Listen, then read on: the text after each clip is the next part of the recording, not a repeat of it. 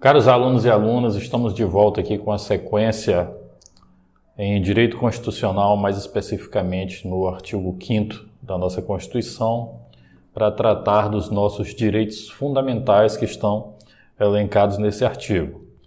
Nós paramos na última aula no artigo 21, vamos continuar aqui a partir do artigo 22, que diz o seguinte: é garantido o direito de propriedade. Vamos tratar de 3 artigos de forma conjunta para facilitar a compreensão do aluno. Artigo 22. É garantido o direito de propriedade, ou melhor, artigo 22 não, incisos, são os incisos do artigo 5º. Inciso 22, 23 e 24. É garantido o direito de propriedade. Inciso 23.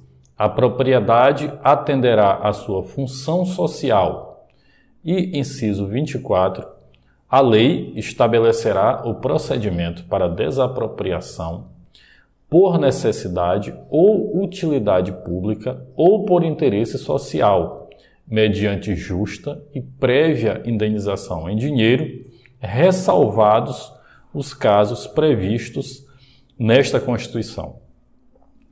Desde que nós começamos a tratar do artigo 5º, eu sempre tenho ressaltado que não existe nenhum direito que seja absoluto. Nem mesmo o direito à vida é um direito absoluto. Em relação ao direito de propriedade, que é consagrado como direito fundamental, a mesma lógica se aplica. O direito de propriedade, ele não é um direito absoluto. Então, esses 3 artigos, eles trazem com bastante clareza as hipóteses em que esse direito ele pode sofreu alguma espécie de cerceamento por parte do Estado. O inciso 23 já traz desses requisitos para que o direito de propriedade seja sempre garantido, que é a propriedade atenderá à sua função social, certo? Então, o inciso 24, ele elenca essas 3 hipóteses em que, mesmo atendendo à função social, a pessoa poderá sofrer a desapropriação. No caso, a necessidade pública, a utilidade pública e o interesse social são questões distintas. A necessidade pública, ela revela um caráter de urgência. A utilidade pública, ela já revela um caráter de conveniência. Por exemplo, vai se construir um viaduto, um túnel, alguma coisa assim, que vai passar por cima de um posto de gasolina. Veja só, aquela propriedade ali, ela está atendendo a função social, mas por conveniência é interessante que se desaproprie para melhorar o trânsito naquela área. Então, é um caso de utilidade pública. E ainda tem também a questão do interesse social. O interesse social está muito ligado à questão da redução da desigualdade. É quando bens podem ser desapropriados para a construção de praças, de bibliotecas, em áreas carentes e esse tipo de situação. Então veja bem, nessas situações há a justa e prévia indenização em dinheiro. Aí quando fala ressalvados os casos previstos nessa Constituição, aí nós já estamos falando desapropriação para fins de reforma agrária, nós estamos falando de desapropriação de imóvel urbano que não está cumprindo a sua função social e a desapropriação confiscatória. Quais são as diferenças? Dificilmente isso vai cair em uma prova de direito constitucional, mas é interessante já que vocês saibam diferenciar exatamente uma questão da outra. A desapropriação para fins de reforma agrária, que ela está prevista no artigo 184 da Constituição, ela é precedida de justa indenização em títulos da dívida agrária que são resgatáveis em até 20 anos. É diferente da desapropriação de imóvel urbano, que ela é indenizada com títulos da dívida pública que são resgatáveis em até 10 anos.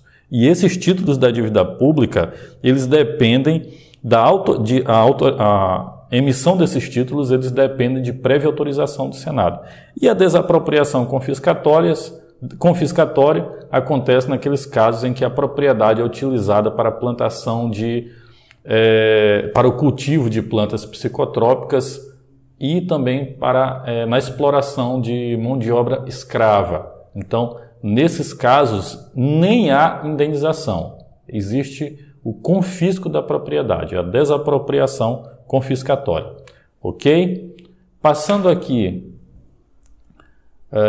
esse slide aqui eu coloquei aqui a questão dos casos em que são ressalvados, que é a desapropriação confiscatória, a de imóvel para fins de reforma agrária e de imóvel urbano, certo? Então, se vocês quiserem, podem até printar esse slide para estudar com mais detalhes.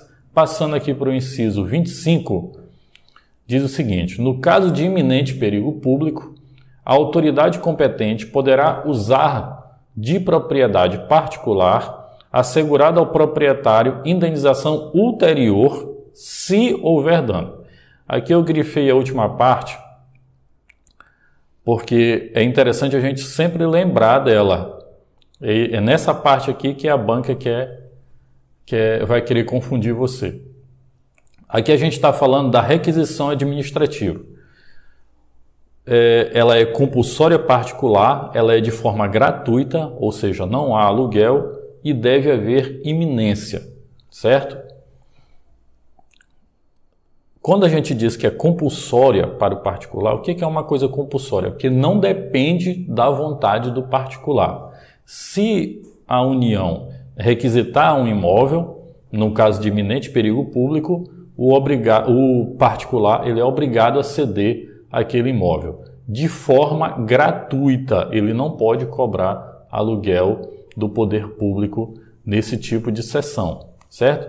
É o caso, por exemplo, de uma área, suponhamos que você mora em uma cidade onde passa um rio e por conta das enchentes há o iminente perigo de muitas famílias serem desabrigadas e você, suponhamos como uma pessoa muito abastada, tem um imóvel na cidade que possui uma quadra com vestiários, alguma coisa assim, o poder público poderia requisitar de você este imóvel para abrigar essas pessoas. Isso não dependeria da sua vontade, concordar ou não. Isso seria uma requisição administrativa e você seria obrigado a ceder esse imóvel para abrigar essas pessoas. Mas é importante, deve haver iminência. Não pode ser aquela coisa de talvez daqui a 2, 3 semanas, daqui a um tempo vá haver um alagamento, uma inundação. Não, é preciso que o perigo seja iminente, que ele esteja prestes a acontecer. E a indenização só ocorre se houver dano no imóvel, certo? O entendimento interessante é que um ente federativo não pode requisitar bens de outro ente federativo. É o caso, por exemplo, do Estado requisitar um bem do município para utilizar nos termos desse artigo. Não é possível. Isso quebraria o pacto federativo. Da mesma forma, ainda existe entendimento que nenhum ente federativo ele pode requisitar junto com o imóvel a mão de obra do particular. Isso aí também não existe. Então, o que é cedido é apenas o imóvel e só existe algum tipo de indenização ulterior, ou seja, após uso, se houver algum dano ao imóvel, ok? Adiante aqui, nós temos o inciso 26. A pequena propriedade rural, assim definida em lei, desde que trabalhada pela família, não será objeto de penhora para pagamento de débitos decorrentes de sua atividade produtiva, dispondo a lei sobre os meios de financiar o seu desenvolvimento. Aqui é importante que vocês saibam que esses requisitos eles são cumulativos. Para que esse inciso ele seja aplicado, é necessária a acumulação desses dois requisitos: a exploração econômica do bem pela família e que a origem do débito seja a atividade produtiva. O que esse inciso aqui está dizendo? Que se você, por exemplo, vamos citar aqui um exemplo, você é um pequeno produtor rural, trabalha ali uma pequena propriedade junto com a sua família, certo? Aquele ali é o seu meio de subsistência. Você toma um empréstimo em um banco para adquirir um trator, a fim de melhorar a sua atividade produtiva, certo? Se você não conseguir pagar essa dívida, a sua propriedade não poderá ser objeto de penhora. Por quê? Nesse caso, você cumulou aí esses dois requisitos. A exploração econômica do bem pela família e a origem do débito é a atividade produtiva. Por exemplo, você comprou um trator para melhorar ali a exploração do seu terreno, da sua área. Então, a sua propriedade ela não pode ser penhorada.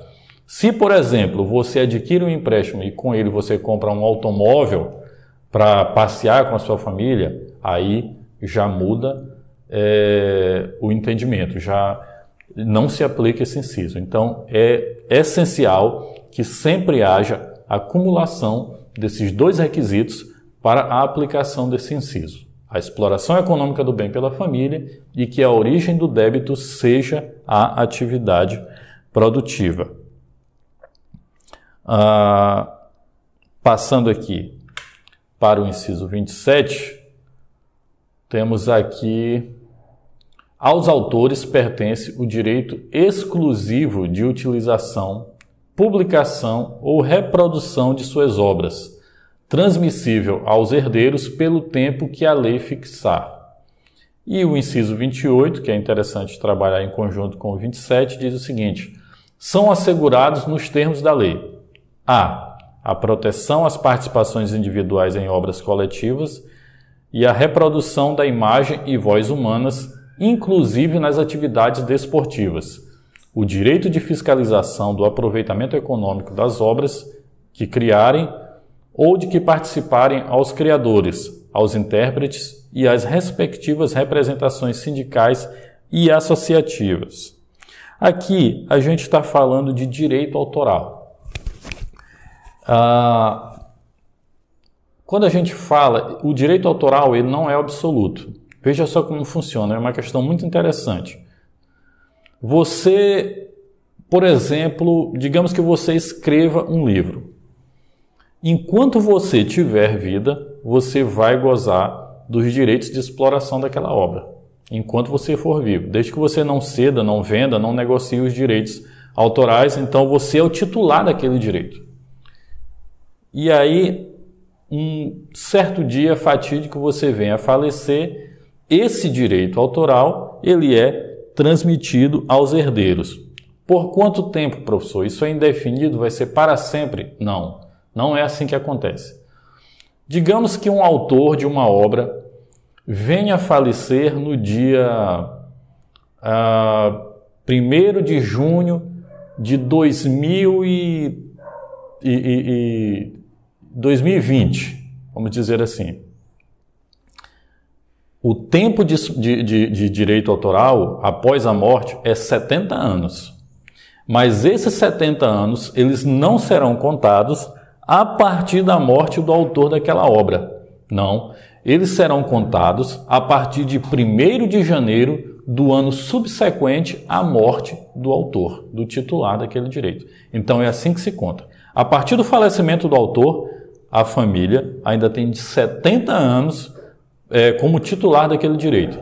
Mas esses 70 anos são contados só a partir do dia 1º de janeiro do ano subsequente à morte do autor. Certo? Partindo aqui para o inciso 29, que diz o seguinte: a lei assegurará aos autores de inventos industriais privilégio temporário para a sua utilização, bem como proteção às criações industriais, à propriedade das marcas, aos nomes de empresas e a outros signos distintivos, tendo em vista o interesse social e o desenvolvimento tecnológico e econômico do país. Aqui a gente está tratando aqui do direito de propriedade industrial, certo? Ele é parecido com o direito autoral, mas tem uma diferença aí muito grande, que é o titular desse direito não fica com esse direito a vida toda. É só um período de tempo. Eu não vou entrar aqui em detalhes sobre isso, porque aí a gente vai entrar na LPI, que é a Lei de Propriedade Industrial. mas eu posso adiantar para vocês que esse tempo geralmente varia entre 15 e 20 anos. Então, um artigo simples, é bom que você decore ele aí na literalidade mesmo, certo? E caso seja cobrado, ele dificilmente vai entrar nesses detalhes de tempo. Mas é importante você saber que esse direito ele não assiste ao titular durante toda a vida. É um direito que cessa com o tempo, mesmo o titular estando vivo ainda, diferente do direito autoral. O inciso 30 diz o seguinte, 30 e 31. É garantido o direito de herança. E o 31. A sucessão de bens de estrangeiros situados no país será regulada pela lei brasileira em benefício do cônjuge ou filhos brasileiros, sempre que não lhe seja mais favorável a lei pessoal do de cujos. Aí você me pergunta, professor, quem é o de cujos? Caro aluno e aluna, o de cujos é um termo jurídico que se utiliza para se referir ao falecido ou falecida, certo? Então, de cujos, a pessoa que faleceu. Correto? Então, o que esses dois incisos aqui estão dizendo? O direito de herança é um direito fundamental. Então, caso algum estrangeiro venha a adquirir matrimônio aqui no país com um brasileiro, a lei que será aplicada na sucessão será a lei mais benéfica ao cônjuge e aos herdeiros. Ou seja, essa lei, esses bens vão ser regulados pela lei brasileira, desde que a lei estrangeira não seja ainda mais benéfica aos herdeiros. Aí se aplica a lei estrangeira. Então, o que importa aqui você ficar ciente é que a lei que se aplicará é sempre a mais benéfica aos herdeiros, seja a brasileira, seja a estrangeira. Ok? O inciso 32 diz o seguinte: o Estado promoverá, na forma da lei, a defesa do consumidor. Isso aqui é o que se chama classicamente norma de eficácia limitada. É um inciso que depende da edição de uma lei para que seja aplicado. Que lei é essa? Que nesse caso aqui deste inciso é o famoso Código de Defesa do Consumidor. Então, o Estado promoverá na forma da lei a defesa do consumidor, que é a tão conhecido CDC, certo? Não há muitos outros detalhes a se entrar acerca deste inciso, só é importante você saber que o direito do consumidor está elencado entre os direitos fundamentais, correto? Adiante, nós temos o inciso 33, que diz o seguinte: todos têm direito a receber dos órgãos públicos informações de seu interesse particular ou de interesse coletivo ou geral que serão prestadas no prazo da lei, sob pena de responsabilidade, ressalvadas aquelas cujo sigilo seja imprescindível à segurança da sociedade e do Estado. Quando o inciso 33 ele fala que todos têm direito de receber dos órgãos públicos, aqui, caro aluno, o inciso está falando de qualquer pessoa, seja física ou jurídica, seja nacional ou estrangeira. Qualquer uma dessas pessoas tem esse direito de receber de um órgão público uma informação de interesse particular, certo? Então, isso aqui é consagrando o direito à informação e guarda muita relação com a obrigação da atuação transparente por parte da administração pública. Nem toda informação é considerada... nem toda informação ela pode ser prestada. Se for uma informação que seja considerada imprescindível à segurança da sociedade e do Estado, então a administração ela não é obrigada a fornecer esse tipo de informação. Um caso interessante. Quando começou a transparência começou a se tornar algo mais cobrado da administração pública, Se começou a fornecer não apenas o salário dos agentes públicos, mas também até o seu endereço. Isso foi alvo de algumas ações e acabou se retirando essas informações do site de transparência, porque não há nenhum interesse que seja razoável em saber o endereço, por exemplo, de um funcionário público. Então, o que você vai encontrar em site de transparência são o CPF, o salário, os valores que aquele funcionário recebe, como diárias de deslocamentos, esse tipo de coisa. Isso são informações que qualquer pessoa pode verificar. Mas, relendo o inciso, todos têm direito de receber dos órgãos públicos informações de seu interesse particular ou de interesse coletivo ou geral. Essa que é a questão da transparência, que serão prestadas no prazo da lei sob pena de responsabilidade. Então, como eu já disse, o titular ele pode ser qualquer pessoa física ou jurídica, nacional ou estrangeira, certo? E mais informações sobre esse inciso, informações mais detalhadas e que a gente não vai tratar, é a Lei de Acesso à Informação, que é a Lei 12.527/2011. Isso talvez seja objeto aí de uma aula futura, certo?